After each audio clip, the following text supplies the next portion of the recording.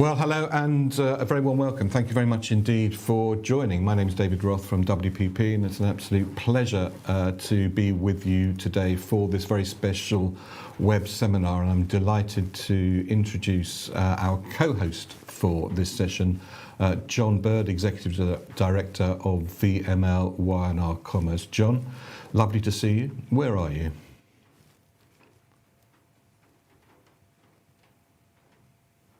Lovely to see you too, David. I'm in Sydney, so good morning, good evening, good afternoon, wherever you are in the world tuning into this.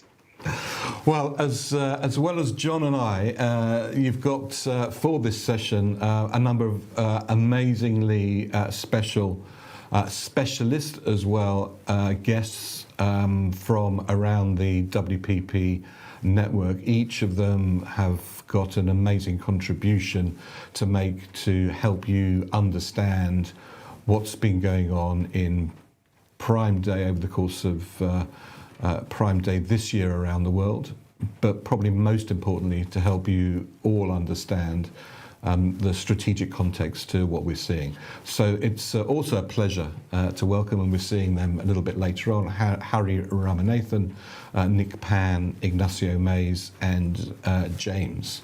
We'll be introducing all of those as they appear on our screens.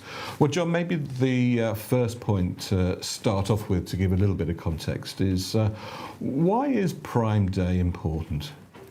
Well, I think it's pretty obvious now, David. I mean, Amazon is the world's number 2 retailer after Walmart. So just in terms of the size and scale of their operation these days makes it critically important. And effectively with Prime Day, they've really created a new marker in the annual shopping calendar. And it started in the States in 2015. They kicked it off supposedly to celebrate Amazon's 20th birthday. And they used it as both You were in the States the day it started, I seem to remember. I was walking down Fifth Avenue on the day, and I turned and saw the F.A. Schwartz famous store on Fifth Avenue, which actually closed that day. And I thought, what an incredible passing of the baton from kind of old retail to new retail, with that famous store closing down, which is such a shame in that iteration, and then Amazon starting Prime Day, which is now started in the States but now spread around the world. Now, how many Prime members are there currently, do you think? Well, there are actually 200 million Prime members, according to Amazon, around the world. Now, well, that's the population of Brazil. So if Amazon was a country, or Amazon Prime members were a country, it'd be as big as Brazil these days. Maybe not quite as spectacular as Brazil. No, indeed. Well, Jon, we'll be connecting up through all of this broadcast. Look forward to it. Probably we thought that the best way of starting was to give us a little bit of context about Amazon, the brand, through the lens of WPP's BAV, the world's largest and most authoritative brand analytics platform. So who better to speak with about this than Ignacio Mays, the Insights Manager, Strategy and Innovations for BAV at WPP. Ignacio, wonderful to see you. Thank you, David. Really happy to be here. Thank you very much indeed for joining us. Now, for those people who aren't at all familiar with BAV, how would you describe it? Yeah, so BAV is simply the best way to get an understanding of how a brand and its competitors are doing in the marketplace. At BAV, we have data on the power of brands in over 50 markets and over 30 years, measuring the power of brands in culture, how those brands are perceived by consumers, as well as other metrics like advocacy, love, and many others that drive brand success. It also is able to... Sorry, go ahead. Now, BAV is, 30 years old now? It's been tracking Amazon since 1999, a few years after Jeff created it. How would you describe Amazon's brand journey? Well, we all know Amazon as the global behemoth of retail nowadays, but that wasn't always the case. When we started measuring the Amazon brand in 1999, only 11% of the US market had used Amazon at that point, which is similar usage to what we see for other online retail brands like Sola or Shopbop today. Amazon has always been perceived as a hip, bold, and inventive brand, scoring at the top of the US brand list in all three metrics, even back in 1999. But it wasn't until the mid-aughts that Amazon started becoming a more dependable, accessible, and purposeful brand. And nowadays, Amazon is one of the US brands with the most users overall at over 83% of total usage in the US market. Now, Ignacio, you were one of the architects behind the recent BAV launch of the most influential retail brands 2023, which was launched at this year's World Retail Congress. What's the essence of being an influential brand, and why is it so important? So Most Influential Brands is a new BAV at WPP framework that has been optimized with over 30 years of data and 50 markets to pinpoint your brand influence in a set of key areas and how that influence can change consumer expectations, establish relationships, and best succeed in the marketplace. Now, Amazon is one of the most influential retail brands and also one of the most influential global brands. How did it earn that place in two of the world's most prestigious rankings? Well, so over the years, Amazon has been at the center of so much change and evolution in the world of retail.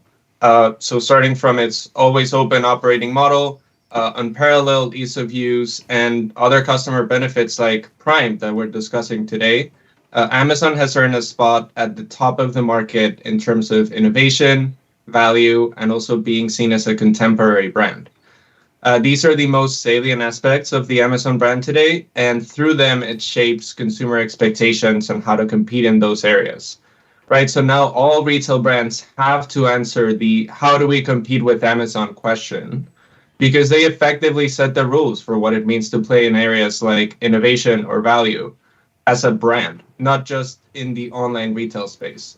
So that's the power of influence, and that's why Amazon excels at it. And for everyone here attending this webinar from BAV at WPP, we have a gift for everyone watching, a graphic novel of the Amazon brand personality story, which will be available as a link after the event. Well, Amazon Prime Day might have finished, but the gifts still keep giving. Ignacio Mays, Insight Manager and for Strategy and Innovation at BAV at WPP. Thank you very much indeed for speaking to us. Thank you very much, David.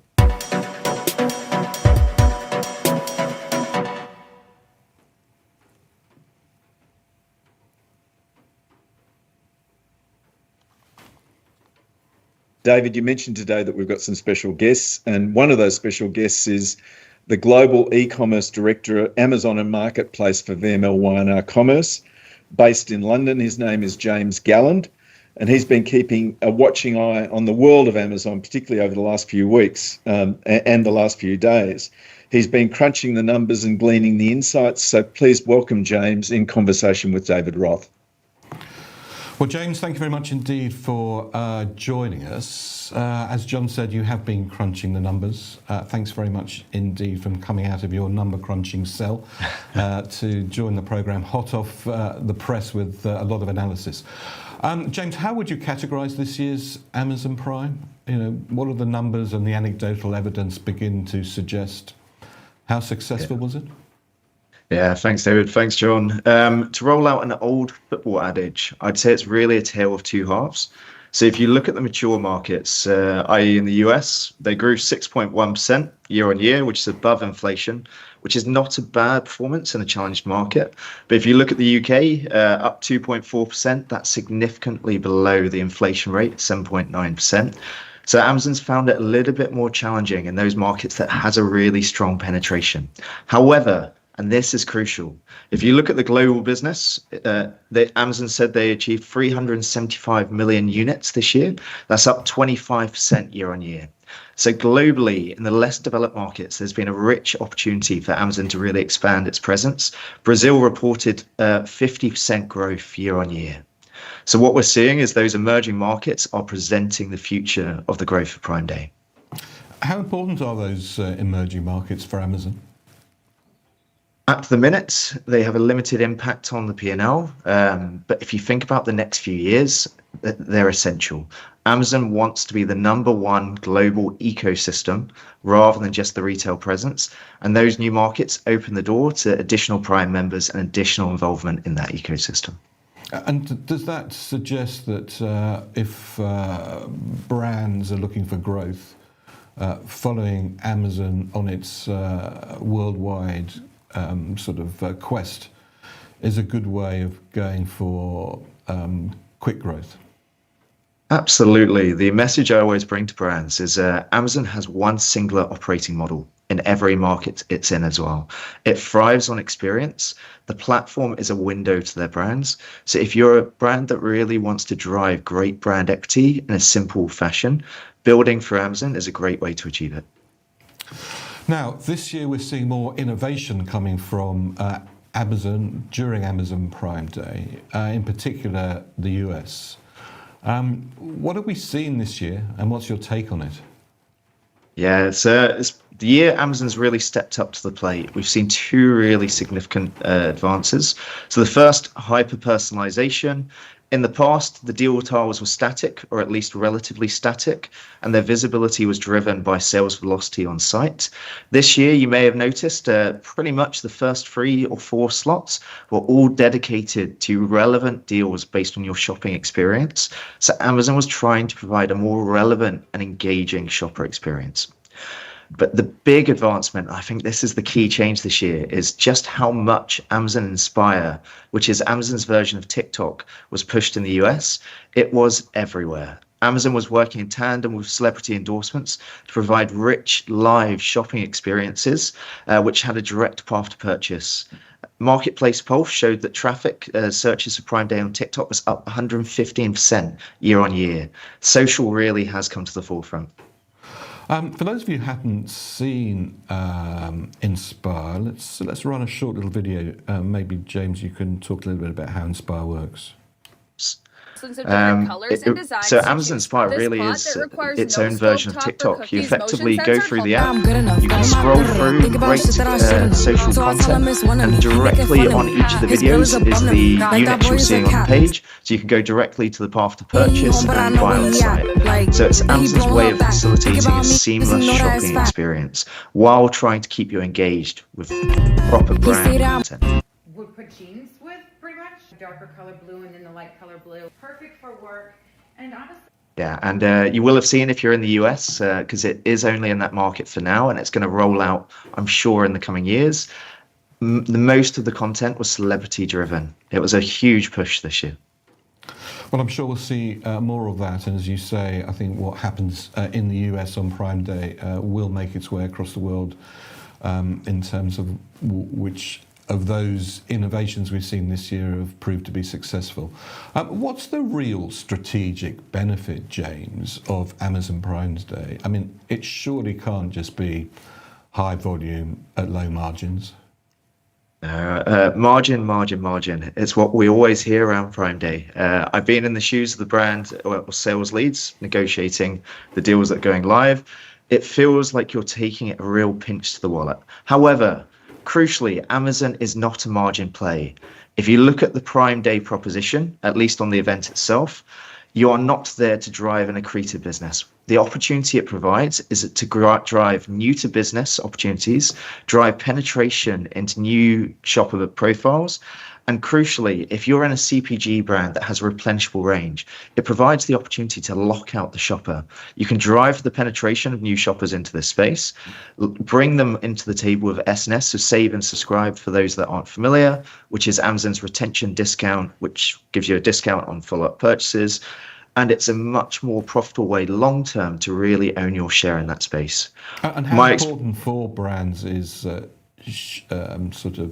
subscribe part of the mix? For replenishable brands, it can be the absolute #1 imperative. If you think about the cost of acquiring new business versus retaining, I've worked on brands that have had S&S contributing about 45 to 50% of the total revenue stream. That means no costly marketing campaigns needed to acquire. Every few months, the business automatically rolls in. Now, we're seeing some additional revenue areas this year. I suppose it's not surprising, as all retailers are looking for ways to increase the amount of money that they can get from consumers in terms of share of wallet. But this year we've seen additional Amazon Prime partners and a move into services and experiences. What does this tell us? Yeah, it's a fascinating topic. When Kroger was rumored to be acquiring Albertson, in their press release, they used the term alternative revenue as a key driver in that space for the acquisition. It's a perfect way of capturing this. Last mile delivery is incredibly costly. Capgemini said it came into about 41% of all logistics costs. You may have all heard about the rise of retail media. That provides an 80 to 90% profit margin to someone like Amazon. The launch of Priceline on site as the first of its kind as an external partner being on that platform helps Amazon achieve the twin goals of, one, building great experience, but also crucially bolstering that bottom line. It is a much more profitable way to do business. Now, Amazon Prime Day clearly generates a lot of shipment volume in a very short space of time, and that comes with a significant cost. What are we seeing in terms of last mile delivery reduction innovations? Yeah, it's a really interesting topic. If we look at it, so Numerator was showing that 40% of all orders still came in below $20. That is going to be crippling to the bottom line of any kind of retailer for last mile delivery. If we look at the way consumers are ordering, curbside deliveries were slightly up to 20% in the US this year. So there was a greater degree of flexibility on the way they're buying, but it wasn't a radical change. Amazon itself views it as a way of driving penetration. The key change I've seen this year really is with buy now, pay later. We've seen a 20% increase year on year on shoppers using the option to actually delay their purchase behavior, which is a fascinating bit of insight. Now, James, we could carry on for a long time on this, but time is running short. So I think maybe it would be really good to get your context of two things. One of them is around the future, which is, do you think that shopping behavior across Amazon Prime and Amazon Days will evolve over the next few years? And then finally, if you could just talk a little bit about what you think your two specific takeaways from this year's Amazon Prime Day 2023 that we should reflect on as we approach the all-important 2023 holiday season for a lot of brands right across the world. Absolutely. So I think on the first point, I think the crucial message is Amazon is not a retailer. You could say it's a tech company. More accurately, it's an ecosystem. It wants to branch out on the way that it's engaging the shoppers. Prime members spend 2.3 times the average shopper. Amazon wants to move into the space that Alibaba is doing such a great job with its 11/11 day. It will push things like its RX Pass, Amazon Clinic, which is in the US. It will go into alternative revenue, but the most important thing it will look at is experience. It wants to keep you on site, so it's going to create brilliant brand moments that will keep the shopper in that space. For me, I think the two key things I'll call out for the shopping season that's coming up and for brands as a whole, there are two key things that shoppers are looking for. One is that brilliant brand experience. It's crucial that brands cultivate rich, creative experience moments for the shopper to create that brand equity. And secondly, you have to provide something that translates as providing real value. In a market where McKinsey was showing 80% of shoppers are going to change their spending behavior this year, consumers are looking for real value. They want to buy something that actually stands out as providing a great experience, and they want to have something that feels like a true deal. Well, James, we'll be talking a little bit more about the point you made on Alibaba on 11/11 a little bit later with Jon. But for the moment, James Gallard, the Global E-commerce Director of VMLY&R Commerce, thank you very much indeed for joining us. Thank you very much, David. Thanks, Jon.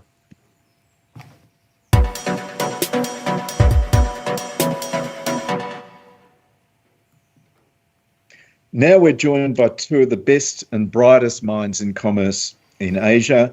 I'm talking about Hari Ramanathan, who's CEO of VMLY&R Southeast Asia and Japan, and Nick Pan, who's Chief of Strategy and Commerce for VMLY&R Asia. So, gentlemen, thank you very much for spending the time.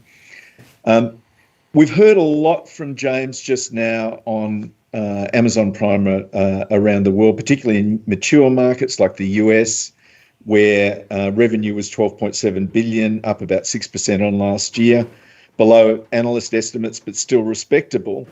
And in Australia, where I am, Amazon had its best sales day ever on the first day of Prime Day. But there's been very little data on Prime Day results in India, Southeast Asia, and Japan.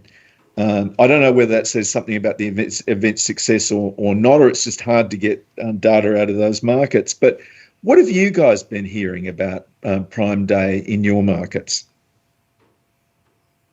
I think from Southeast Asia wise, we have a lot of competition with the other marketplaces, like what James just now mentioned, right? Amazon is looking at Alibaba and what they're doing as an ecosystem. So Alibaba have a huge Lazada play in the whole of Southeast Asia, and Tencent, which is a big Chinese player, have their play in Shopee as well in the whole place. So there's huge competition there, and Amazon have sort of lost its luster a little bit over the years because of this huge competition from these big players, and they are multi-channel and in all the different markets as well. What about you? What do you think, Hari? Yeah, I do think, well, to address the reason, we can only speculate why they don't release numbers, but largely I think it's because of the hyper-competitive nature. And in the cases of places like Southeast Asia, it's still in very early days if I look at the e-commerce timeline. So the numbers are not necessarily reflective of the profitability, etc. They're still in market building stage, I would say. Even in a place like India, where e-commerce is fairly progressed a lot, Amazon and Flipkart are still trying to penetrate deeper corners of the country and grow. Japan is very different. Japan is a very, very mature commerce market with two primary players, Amazon and Rakuten. And they also, both markets, both Southeast Asia as well as India and Japan, all have multiple shopping events. And that's one of the reasons why, because Prime Day is one of the things. There is Amazon itself, for example, runs two other great Indian festival days, one in around February, one around September, October, to coincide with the festive season in India. Japan, for example, has a huge gifting tradition, and those are important e-commerce days around the New Year as well. So I think the singular day that happens in China and the US is not that prevalent in these parts of the world. That's probably why data is hard to come by. Yeah, I mean, shopping festivals in Asia, as you say, well, about every other day. Nick, I know you talk about the double days, the 6 6s, 7 7s, 8 8s, 9 9s, 10 10s, 11 11s, 12 12s. I mean, it is literally every month. JD has its 618, of course. So all of those, and in India, Flipkart, which is Walmart owned and Amazon's major competitor in that market, has the Big Billions Days, which are coming up too, and also ran a promotion ahead of Prime Day. Do you think that we're getting festival fatigue in Asia, and could Prime Day be lost amongst all those festivals? What do you think, Nick? Yeah, I'm for sure. I think, and this is not new. This has been happening for a while already. I think a lot of the markets are facing this double-digit days, not only on one marketplace, but on multiple marketplaces. And every marketplace is trying to outdo each other. You see in Singapore, we have your Lazada and Shopee, Q10, Amazon as well. And then we see in Indonesia, we have Tokopedia, JD. Maybe in Vietnam, you got your Tiki, Sendos, and the likes. And from a consumer perspective, when you're bombarded with all these good sales and you're buying anything that you need already, when the next month comes around, you kind of figure, like, I don't really have much to buy anymore. So you do have that fatigue and like, oh, okay, just another day. And it doesn't help as well when you scroll through Facebook, you are seeing those ads, shopping ads as well. So people are also browsing and doing a bit of e-commerce on other social media platforms. So yeah, the double-digit days are really taking a toll on the consumers. Yeah, Harry? And in terms of outside of Southeast Asia, I would say the fatigue is a little less, primarily because of two reasons. One is I think whether it's Amazon, Flipkart, Rakuten, they do put a lot of effort to make sure that the deals on these landmark days are actually quite sort of attractive and not what you get in the regular course of the year. And secondly, there's now a pretty healthy ecosystem of bloggers, influencers, etc., and even the media who keep an eye out on what are the best buys. So consumers are primed before the Prime Days and the Great Festival to say these are the top 20 deals. This is what you get deep discounts on. So I think consumers in the rest of outside of Southeast Asia, in Asia Pacific, are still used to waiting for these big days and delaying some purchases in order to get there. One of the things that David and I have been talking about a lot over the last few days, and with James as well, is there a cultural difference between the way that these Asian festivals are run and people in India and Southeast Asia and Japan are approaching shopping generally, and Amazon? And I wanted to ask you kind of a provocative question. I mean, if Prime Day is largely a sale event, consumers, commerce, and Asian festivals tend to be much bigger on entertainment and engagement and doing something new. What are your thoughts there, Nick? Well, sorry, you got cut off a little bit in the middle. Okay, so what I was saying was the cultural differences between Asian shoppers and Western shoppers, and the difference between Asian shopping festivals and sale events, and is a Prime Day as purely a sale event? Is it too boring for Asian consumers? Is there something culturally different where they expect more levels of entertainment and engagement? I think when we talk about different markets and different cultures, definitely, different shopping periods and festivals, like what Hari mentioned. In India, it's different. In Japan, it's different. In Thailand, it's different.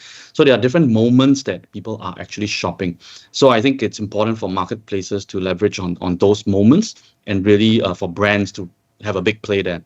So if, let's say, Prime Day, it's in the mid of July, right? So I think the question is then for brands, it's like, what are those significant moments in market that they can really leverage on that is sort of in line with when Prime Day is on? Yeah, but to go further, and Harry, maybe you could pick this up, but with 11.11, for instance, there are levels of gamification. There's huge social integration. There's a massive entertainment component. And those kind of things seem to be missing, at least the way that we experience Prime Day in the West. And is that something that Amazon needs to be looking at more? I think, well, I'm sure Amazon studied this difference in great detail. A lot has been written about it. I think it's easy to come to a conclusion that it's because of cultural differences. I personally don't think certain aspects of populations are more interested in entertainment than the others. It comes down to a few things. I think if you look at the origination of things like live streaming and so on, it started as a penetration exercise. There was what happens in Asia, which is a little less different, very different from the West, is the levels of sophistication, familiarity, digital access, etc., varies greatly as you move from urban to rural. And so in the initial days of live streaming, there was much more educational in intent. A lot of the content would explain what new gadgets are, what new devices are. That was the origination of live streaming in China, which kind of is where it is. The second aspect of why you don't see it in the West is, again, less to do with consumers, actually more to do with technology and platforms and regulation. China and now, to some extent, Japan has a very, very evolved digital wallet and transaction ecosystem that's built into the platform and into the technology with live stream. Whereas because of the way technology is developed as e-commerce purely, I think Amazon needs to really rethink, and I'm sure they are doing that. And to add live streaming, it's not just about adding a component; it's making that entire ecosystem work. And India is another same kind of issue where credit card penetration is very low. Mobile wallet is growing, but it's still not nowhere close to the levels that we see in China, though the pandemic sort of was definitely a huge inflection points in that. So I wouldn't put it down to cultural differences. I would put it down to technology challenges and the way technology has evolved, and to also the kind of digital penetration that was there and the familiarity of consumers with content and stuff like that. And I'm sure we're not far from the day that the Western versions of Prime Day will start to look more like the Chinese versions of Prime Day. Just to add, Just John, I think 10 years ago when I was in China, I was queuing up to buy an ice cream cone, and this lady that was in front of me, she was probably like 80 or so, and she's using her mobile phone to pay for her ice cream cone, and I was fumbling with coins, man. So I think we do need to look at that market. Well, as David said, I mean, we could continue this conversation all day. I really appreciate your commentary and your insights, and we're looking forward to what opportunities that you can plumb for clients for Prime Day in 2024. So, Harry and Nick, thank you very much for joining us. Thank you. John. Thank you, John.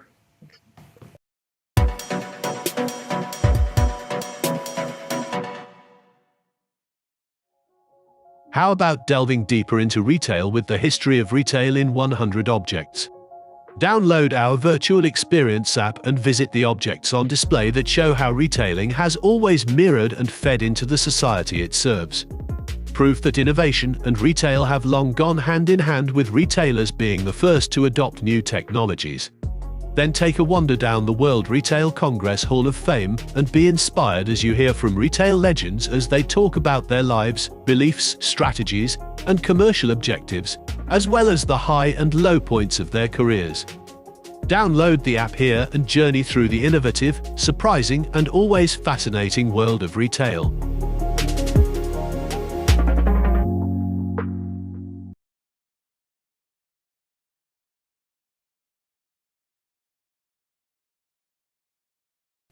Shopping festivals, John, are definitely big business. They are indeed. They are indeed. And you and I both experienced Alibaba's 11/11 Global Shopping Festival firsthand in Shanghai a couple of years ago. And in terms of its scale, in terms of its level of entertainment and engagement, it is very different to the kind of Prime Day experience that we certainly get in the West, isn't it? Yeah, it is, and I've got to say, it's always surprised me, given how many years Alibaba have been doing 11/11, how it changes every single year, and I don't think we see that in reflections in terms of Prime. Each year in 11/11, there's a new way of doing things, there's a new approach, there's new entertainment, there's new ways of engaging consumers, and the whole festival in a sense has moved from what predominantly Prime is at the moment, which is discount, to the place to launch new products and the place to start your quest for new consumers that can be loyal to you for the rest of the year. Yeah, that's absolutely a critical point. I mean, it's not just a day to discount. 11/11 is all about new product launches, new SKUs, new news to the market, and doing that in an entertaining and engaging way. And look, I mean, things like Amazon Inspire, for instance, which James talked about earlier, is a sign of newness, and I'm sure there will be more to come. And there have been some interesting things in different markets that we've seen around the world, and I'm sure that there'll be more of that. David, I don't know whether we've got time or not, but I know you had, for people who aren't familiar with 11/11, and we've been talking a lot about that, a video on the festival from a couple of years back, which does do a good job of explaining it. Is that something that we've got time to play? Well, let's see if we can maybe play that out a little bit later. We're running a little bit short in time, but maybe what we will play, Jon, is the just to give people a view of the types of festivals that are going on in China, just to give you a flavour of, what might be possible in your market. 11/11 is big, but it's as Hari and Nick was saying, it's a bit like the number 8 bus here in the UK. You don't see many, and then they all come round at once. Let's take a look at the shopping festivals in China.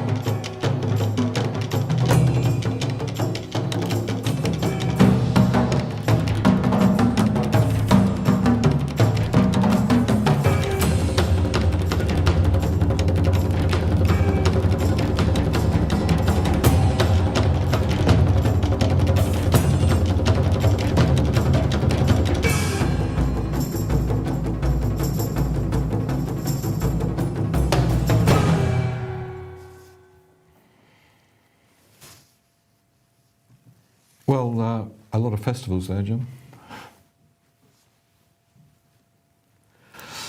And now, maybe we should summarise, I suppose, the story so far, Jon. What would you say it is? Well, I think there are a few things that I've taken out of today, and one is, I guess, the moment that we find ourselves in right now, which is where a lot of consumers are extremely stretched, extremely pressured, and we saw in the UK, for instance, a very slight rise. The sales of Prime Day were fairly flat. So there is this renewed desire or increased desire for value. So one is, that I've taken out of today is that affordability absolutely rules. That we've seen that the brands that have really performed well in Prime Day are those who've been able to bring genuine deals to the market. And we also saw, which James talked about, the increase or the really great increase in buy now, pay later. That was one thing I took out. Second thing was this inspiration as well as information. We saw that, more emphasis on engaging shoppers. We saw that with Amazon Inspire in the US. Third thing was this hyper-personalisation. I know there were a lot of invite-only deals that if you shopped Amazon, and Amazon has tremendous data, of course, on all its shoppers, you were being served extra offers to you rather than anything generic. The final thing that I thought was really interesting was this new Prime partners. And James talked about Priceline, the travel company in the US, which was an external partner during Prime Day, and that provided an opportunity for shoppers to score a discount on hotel bookings. So beyond price and product. And I think that's really interesting because it goes into that realm of experiences. What do you think? Yeah, I mean, I think to me, the whole notion of Prime now becoming significantly more an opportunity for being creative and engaging with the consumer. I really haven't felt that up until this year it's really done more than offering discounts, and quite a lot of those discounts are are on the usual sort of suspects. And I think nowadays consumers are very cute at being able to spot, what is a genuine offer versus what is the same offer that's being served up to them, month after month after month. So I sort of feel that this year is as a little bit of a step change year for the direction that Prime is going to go in, and the experimentation that's been done in the USA. And, like it or not, Amazon's a very US-centric company. The US is very important to Amazon, and what works well in the US is more likely than not to be at least trialed in other countries that Amazon operate in. So I think we should keep our eye out for some of those innovations to creep their way through during 2023 towards the back end in 2024, and then to really emerge at Amazon Prime next year. Now, of course, Amazon Prime Day is in the context of a lot of retail activity that's happening at the moment, and the World Retail Congress has just taken place, and we had quite a big presence for WPP, and we pulled together what we think are the core and key killer lessons from the World Retail Congress, to add that, I suppose, to the context of what we're talking about in Amazon Prime Day. And we will be playing this webinar out with those 10 lessons. But before we do that, Jon, let's talk a little bit about what you feel is the most important takeouts that we should all take from Amazon Prime 2023. Okay, well, this whole webinar has been entitled Prime Opportunities. So what are 4 prime opportunities? I think the first one is start planning for Prime Day 2024 now. But at the same time, with more retailers activating around Prime Day, and we saw that with Walmart and Target in the US, we saw it in India, we saw it all over the world. Also think about what your cross-retailer strategy should be. What we're calling Amazon Plus. Yeah, I think that's becoming more and more important, isn't it, to be able to look at it in a very holistic way. Absolutely right. Second thing is embrace creative commerce. We've talked a bit about that. Brands that succeed in Prime Day will stand out on the digital shelf. So you have to think about how you're going to drive shoppers to your deals on Prime Day, and how you're going to showcase them in the exciting and interesting and interactive ways. Third thing, we've talked a lot about deals. Shoppers can spot a fake deal a mile off. And there's no doubt that the brands that succeeded well in Prime Day were ones that were able to engineer genuine savings and also time box those savings. So they're not leaking out beyond Prime Day. It's not like a week beyond Prime Day, you've got that deal. If you want to act, you should be acting now. And we saw that with Amazon itself, also with the amazing offers they made on their own devices. And indeed, in the US, 3 out of the top 5 items were Amazon devices for that reason, I think. The final thing is, to me, and James talked about this, was to think in a relational way, not a transactional way. So if you're just activating a deal for Prime Day, you're really missing out. I mean, you should be getting that sales bump on Prime Day. You should be getting the sales bump beyond. And if you've got a brand that is replenishable, then think about tying an offer to subscribe and save, because that will pay not just for the day itself, but reap rewards for a long time to come.